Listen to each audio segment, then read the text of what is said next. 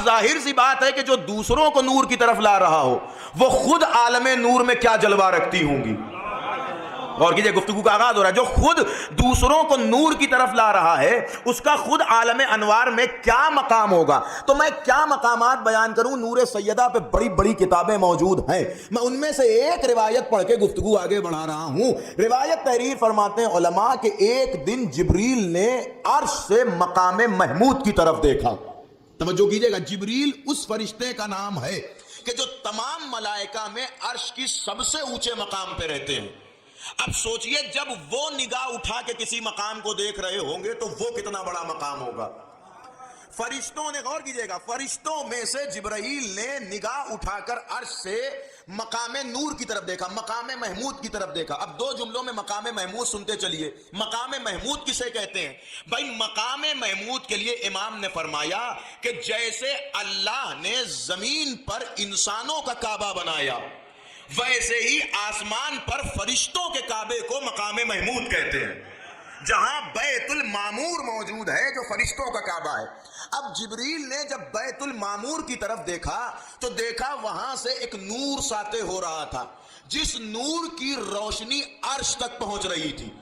آپ غور کیجئے گا، جس نور کی روشنی عرش تک پہنچ رہی تھی. جبریل نے، میں روایت پڑھا ہوں، جبریل نے اللہ سے کہا کہ اے پروردگار، یہ جو بیت المعمور پہ نور چمک رہا ہے میں اس نور کو اپنی آنکھوں سے دیکھنا چاہتا ہوں. اللہ سے اجازت لینے کے بعد جبریل پرواز کرنا شروع کرتے ہیں. کتنی پرواز کرتے ہیں؟ روایت کہتی ہے کہ 70 احقاف. 70 احقاف کا معنی 70,000 نوری سال. 70,000 نوری سال جبریل اڑتے رہے، پرواز کرتے رہے. روایت کہتی ہے کہ ابھی آدھی منزل بھی طے نہ ہوئی اور جبریل پرواز کرتے کرتے تھک گئے. پھر اللہ سے دعا کی کہ پروردگار میں اتنا پرواز کر چکا ہوں لیکن میں ابھی بیت المعمور تک نہیں پہنچا، میری مدد فرما کہ میں بیت المعمور تک پہنچوں. پھر اللہ نے جبرائیل کی مدد کی. جبرائیل کے پروں میں تازگی آئی اور جبریل پھر پرواز کرنے لگے. اب پرواز کرتے کرتے پھر جبریل نے کچھ منزلیں طے کی، پھر جبریل تھکے، پھر اللہ سے مدد لی. خلاصہ یہ ہے کہ کئی بار اللہ سے ڈائریکٹ مدد لینے کے بعد جبرائیل بیت المعمور کے قریب پہنچے.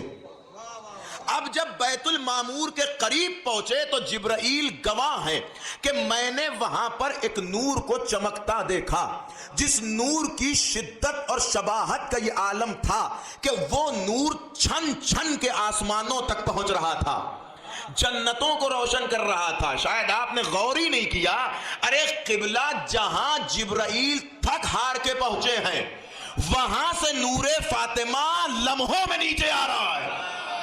غور کر رہے ہیں نہیں کر رہے ہیں؟ وہاں سے نور فاطمہ لمحوں میں نیچے آ رہا ہے.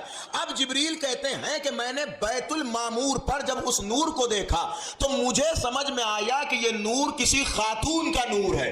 اور پھر میں نے بیت المعمور کے اس نور کو دیکھا کہ اس نور کے سر پہ ایک تاج تھا، اس نور کے گلے میں ایک ہار تھا، اس نور کے ہاتھوں میں 2 کڑے تھے. میں نے اللہ سے پوچھا کہ پروردگار یہ کس کا نور ہے؟ آواز آئی یہ نور فاطمہ ہے. میں نے پوچھا یہ سر پہ تاج کس کا ہے؟ کہا یہ ان کے بابا رسول کا تاج ہے جو ان کے سر پہ ہے. آپ غور کیجئے گا. پھر جبریل کہتے ہیں کہ میں نے پوچھا کہ یہ گردن میں ہار کیسا ہے؟ آواز آئی کہ یہ ان کے شوہر علی مرتضیٰ کی امامت کا ہار ہے. میں نے پوچھا کہ یہ ہاتھوں میں کنگن کیسا ہے؟ آواز آئی کہ یہ ان کے 11 اماموں کا کنگن ہے کہ جو ان کے ہاتھوں میں ہے. مجھے کہنے دیجئے کہ جس کی گردن علی جیسے امام کی ولایت کو سنبھالے وہ فاطمہ، جس کا سر محمد کی نبوت کو سنبھالے وہ فاطمہ، جس کے ہاتھ 11 معصوموں کی عصمت کو سنبھالے وہ فاطمہ. ارے بھائی غور کیا یا نہیں کیا آپ نے؟ یا علی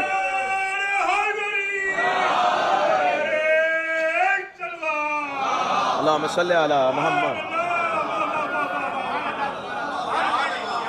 آپ نے غور کیا؟ آپ متوجہ ہو گئے. اب ایک جملہ بھی سنتے چلیے.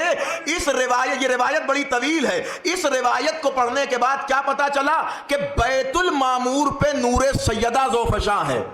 بیت المعمور میں نور سیدہ چمک رہا ہے اور اس نور کی شعاعیں دور دور تک جا رہی ہیں.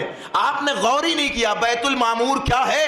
کہ بیت المعمور فرشتوں کا کعبہ ہے. بیت المعمور فرشتوں کا کعبہ ہے.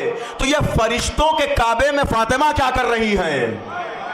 ارے غور کر رہے ہیں نہیں کر رہے؟ اب مجھے نہیں پتا کہ فاطمہ کا نور چمکنے کے بعد بیت المعمور کعبہ بنا یا پہلے سے کعبہ تھا پھر فاطمہ کا نور چمکا، لیکن مجھے اتنا پتا چل گیا کہ کعبے کا تعلق چاہے کہیں بھی ہو علی و فاطمہ سے ضرور ملے گا. میں کچھ عرض کر رہا ہوں آپ کی خدمت میں. ارے بھائی فرشتہ کہہ رہا ہے کہ فرشتوں کے کعبے میں نور فاطمہ ہے، مجھے کہنے دو زمین کے کعبے میں نور علی چمکتا نظر آیا، آسمان کے کعبے میں نور زہرا چمکتا ہوا. سلامت رہے آپ. یا یا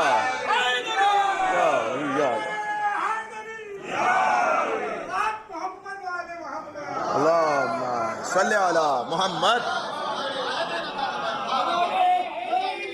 یا علی یا علی یا علی اللہم صلی علی محمد.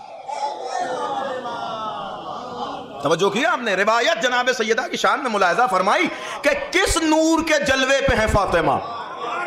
آپ نے غور کیا بیت المعمور میں جس کا نور چمکے اسے بطول کہتے ہیں. بیت المعمور میں جس کا نور چمکے اسے بطول کہتے ہیں. اب ایک روایت اور پڑھوں دیکھتا ہوں صاحبان عرفان کہاں تک پہنچتے ہیں. صاحبان عرفان علماء نے روایت نقل کی کہ اللہ نے کچھ فرشتوں کو اس لیے خلق کیا کہ وہ دن رات بیت المعمور کا طواف کر رہے ہیں. اب کہیں ایسا تو نہیں کہ وہ بیت المعمور کے قبلے میں نور سیدہ کا طواف کر رہے ہیں؟ ارے غور کیا یا نہیں کیا آپ نے؟ وہ نور سیدہ کا طواف. لیکن یہ قبلے کی حقیقت ہے کہ اللہ اپنے قبلے کو نور سے خالی نہیں رکھتا. بھائی وہ کعبہ جو کعبہ بنا وہ بھی کعبہ تب بنا جب نور علی اس میں جلوہ گن ہوا. اور بیت معمور میں نور فاطمہ، وہ جبریل کہتے ہیں کہ میں نے وہاں پر نور فاطمہ کی جلالت اور عظمتوں کو دیکھا. اس کا مطلب جبریل جلالت نور فاطمہ سے واقفیت رکھتے تھے، جبریل جلالت نور فاطمیت کو پہچانتے تھے. اب ظاہر سی بات ہے میں نے کل ایک روایت سنائی اور آج ایک روایت سنائی. ان دو روایت کا نتیجہ کیا نکلتا ہے کہ جو فرشتوں کو ظلمت سے نکال کر نور میں لائے وہ فاطمہ، جو جبریل جس کے نور پہ حیرت کر جائے وہ فاطمہ. اس کا مطلب فرشتے بھی پہچانتے ہیں کہ نور فاطمہ کیا ہے، جبریل بھی پہچانتے ہیں کہ نور فاطمہ کیا ہے، فرشتے بھی پہچانتے ہیں کہ نور فاطمہ کیا ہے، جبریل بھی پہچانتے ہیں کہ نور فاطمہ کیا ہے. اب ظاہر ہے وہ کیسے نہ پہچانے؟ اس لیے کہ جو نور انہیں ظلمت سے نکال کر نور میں لا رہا ہو. بھائی انسان اپنے محسن کو نہیں بھولتا اور جسے بھی پہچاننا چاہتا ہے وہ اسی کے ذریعے پہچاننا چاہتا ہے. بھائی آپ مجھے کوئی حیدرآباد لے آیا ہو، میں سب سے پہلے کسے پہچانوں گا؟ اسے پہچانوں گا جو مجھے یہاں لایا ہے. اب اگر کوئی اپنی شناخت مجھ سے کروانا چاہے تو میں پلٹ کے پوچھوں گا کہ آپ ان کے کیا لگتے ہیں. خاص غور کریں آپ. اور طریقہ بھی یہی ہے کہ آدمی شناخت اسی سے کروانا چاہتا ہے کہ جس سے پہلے سے شناخت موجود ہو. اب سیدہ کا نور فرشتوں کو ظلمت سے نکال کر نور میں لایا ہے. پھر مجھے کہنے دیجئے کہ یہ اللہ کا حق تھا کہ جب فرشتے اور جبریل پوچھے یا رب ومن تحت الکساں، پروردگار چادر کے نیچے کون ہے؟ آپ پہنچ رہے ہیں نہیں پہنچ رہے؟ پروردگار چادر کے نیچے کون ہے؟ تو اللہ کسی ایسے نام کا انتخاب کرے جسے فرشتے پہلے سے جانتے ہو. لہذا اللہ نے کہا ہم فاطمہ و ابوہا و بالوہا و بنو. توجہ کیا آپ نے؟ ہم فاطمہ یا علی یا علی یا اللہم صلی علی محمد.